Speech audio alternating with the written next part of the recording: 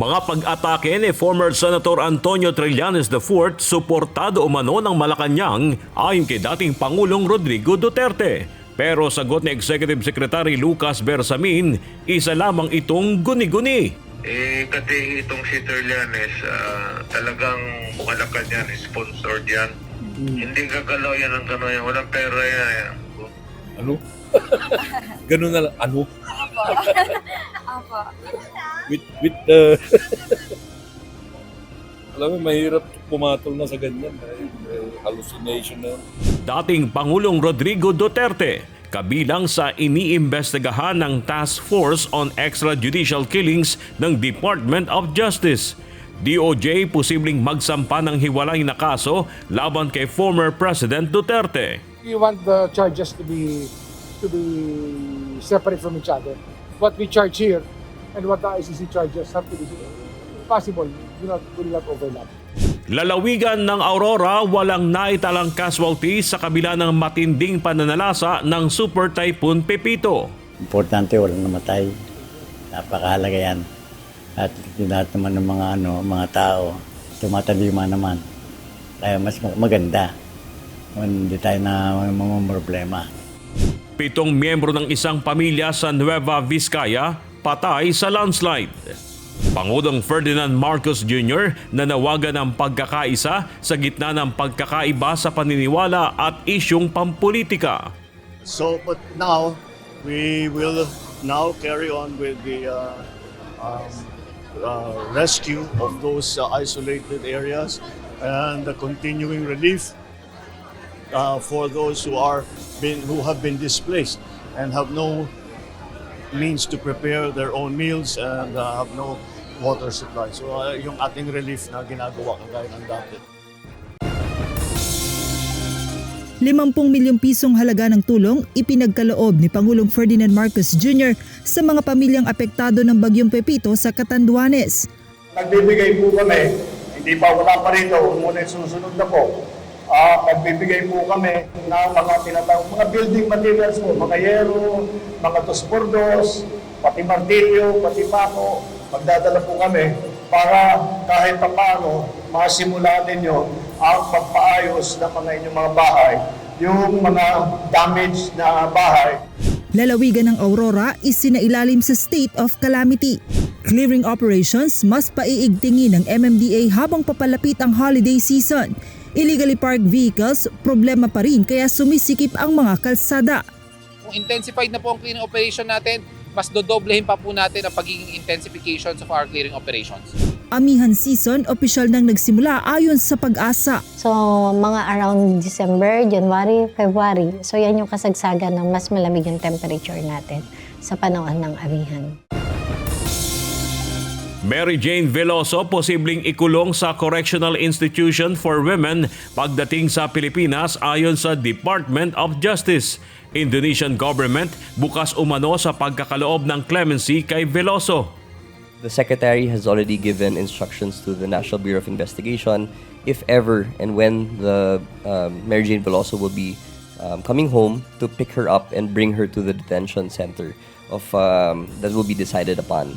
But we are looking at the Correctional Institute for Women in Mandaluyong as a possible facility that she could be transferred to.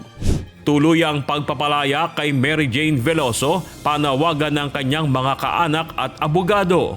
Ang iniling ko po sa ating Pangulo, tama naman na po yung 15 taon na paghihirap ni Mary Jane sa kulungan at talaga napatunayan naman po na biktima lang si Mary Jane dahil nakakulong na po yung may-ari, umamin na, natulan na po ng habang buhay. Sana diretso na po nila sa bahay namin si Mary Jane. Huwag na po sanang ikulong. Parehong pangalan ngunit magkaibang pirma na silip na mga mambabatas sa resibo ng confidential funds ng Office of the Vice President at Department of Education. I think it's highly unlikely, Mr. Chair, na yun po yung mangyayari, no? Kung titingnan niyo po ba yan, Ms. Camora, yung sulat po ba dyan pagkapareho? Hindi po. Pagkakaroon ng U.S. Task Force ayungin, ibinunyag ni U.S. Defense Chief Lloyd Austin. Tumatakbong congressman sa Cagayan de Oro kakasuhan ng COMELEC sa issue ng irregular surge o pagdami ng botante. Sadyang tumaas ng sobra ang bilang ng mga botante doon sa isang barangay. At ang culprit nito ay ang massive issuance ng barangay certification. Teka muna, doon sa lugar na yan, mukhang tumatakbo mismo yung barangay chairman na congressman.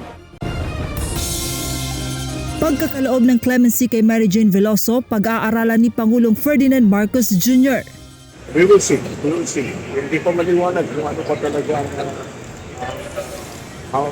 how this is the first time this has happened. So that everything is on the table. Mga sundalong Amerikano walang direktang partisipasyon sa rotation and resupply mission sa West Philippine Sea ayon kay National Security Advisor Secretary Eduardo Año. They're providing support to us, like for example, ISR, Maritime Domain Awareness. So, tumutulong sila sa pagbibigay ng mga information about that. But on actual direct participation, it is purely Philippine operation. Bagong impormasyon kaugnay ng espiya ng China sa Pilipinas, natuklasan ayon kay Senator Risa Ontiveros. Huling pagdinig ng Senado kaugnay sa Philippine Offshore Gaming Operators isasagawa sa November 26. May bagong impormasyon po tayong nakalap, lalo na sa pagkakaroon ng mga espiya ng China dito sa Pilipinas sa pamamagitan ng mga POGO. Suspensyon kina National Capital Region Police Office Chief Major General Sidney Hernia at PNP Anti-Cybercrime Group Chief Major General Ronnie Francis Cariaga pinalawig pa ng 5 araw. Nung maglaps po yung initial 10-day administrative relief po nila effective November 17 po ay nag-issue po ng panibagong order extending po yung kanilang administrative relief for another 5 days po. Alternatibong hanap buhay, hiling ng mga residente ng Catanduanes na labis na nasalanta ng bagyong Pepito. Hindi pa naman makapaghanap buhay ng maayos kasi gawa ng ganyan yung dagat parating malakas. Yung nyog wala naman kasi sira lahat. Wala. Kasi yun lang naman piling pagkakitaan dito. Dagat at saka yan, kupra. Wala na. Pagpapauwi kay Mary Jane Veloso sa Pilipinas, pagrespeto ng Indonesia sa human rights. Veloso labis na nagpapasalamat kay Indonesian President Prabowo Subianto. Mudah-mudahan pada bulan Desember yang akan datang kebijakan ini sudah dapat kita laksanakan sehingga proses ini berjalan. Di negara kita ini cukup banyak narapidana warga negara asing yang dijatuhi berbagai jenis hukuman. Vice President Sara Duterte nagtungo sa House of Representatives para dalawin si Attorney Zulieca Lopez. Hiling na samahan sa detention ng kanyang Chief of Staff, hindi pinagbigyan. Unang-una, hindi naman po siya detainee. Pangalawa, high profile po siya. Baka mamaya may nangyari po dyan. Kawawa naman po yung ating mga empleyado dito. Alam naman po natin, security risk yan. Pangalawang Pangulo po yan. Apollo Kibuloy, pinayagan ng korte na muling makapagpa-ospital sa loob ng 5 araw. Mataas na diskusyon po pero na-approve naman. There will be a medical for law for Pastor Apollo Kibuloy. At mainit at maalinsangang panahon, mararamdaman pa rin kahit nagsimula ng amihan season ayon sa Pag-asa. 1 hanggang 2 bagyo, maaari pang maranasan bago matapos ang taon. Usually, ang kasagsagan ng northeast monsoon o yung mas malamig na temperature na ating nararanasan ay January, February.